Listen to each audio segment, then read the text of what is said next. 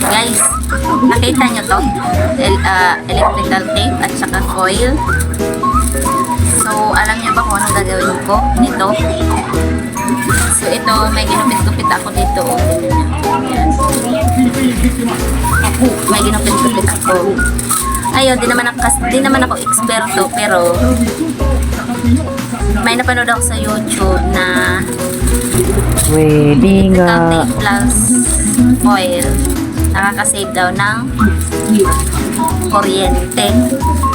Ngayon, susubukan natin kung effective ba talaga. Okay? Kasi yung bill namin 500 plus lagi. So ngayon, gagawa ako ng i-invento ako kung talagang totoo bang nakakasave. So, wag nyo kong iba siya.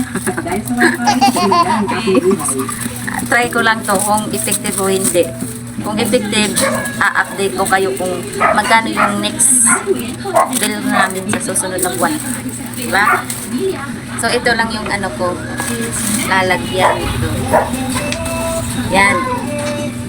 So, again di po ako di po ako expert nito nag-iimbento lang din ako kung paano makapag ng kuryente namin. Subukan ko yung napanood ko sa YouTube kung epektibo ba, pero ito munang lalagyan ko at saka yung washing machine, baka yun yung nagpapalaki ng bill. Heater to, isa heater to siya guys, heater.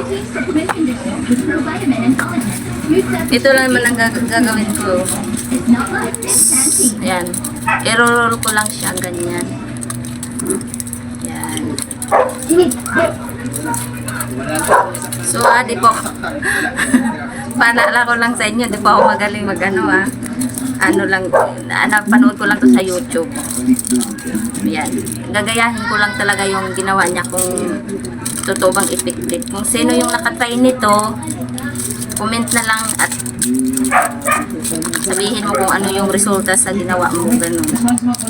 Para alam natin kung totoo nga ba talaga itong ganito. Mawawala ko, susubukan natin Wala naman itong bayad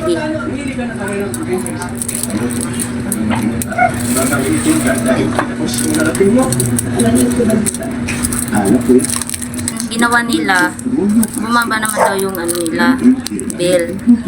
So, susubukan ko din kung totoo. Kasi yung iba nagsisinungaling lang di ba?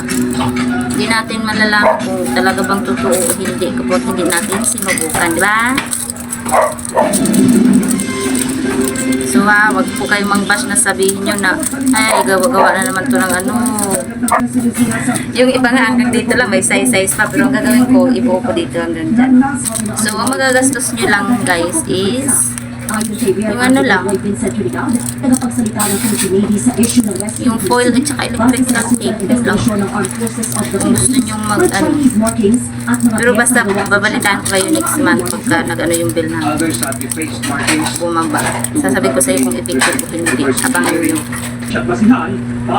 So ayan, kita nyo to. So ayan, i-roll ko siya. Ngayon, lalagay ko siya ng electrical tape.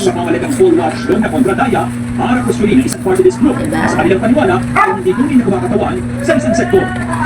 For this qualification, lumalabas sa aming pag-aaral na yung karasan dyan sa Buluan Mindanao. Magsisilbing ay Mendoza, di pagbayad po sa Club ng Common at kababayan sa Cebu City.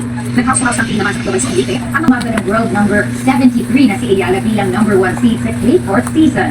Kung saan first set pa lang ay solid agad ang ipinakita nito.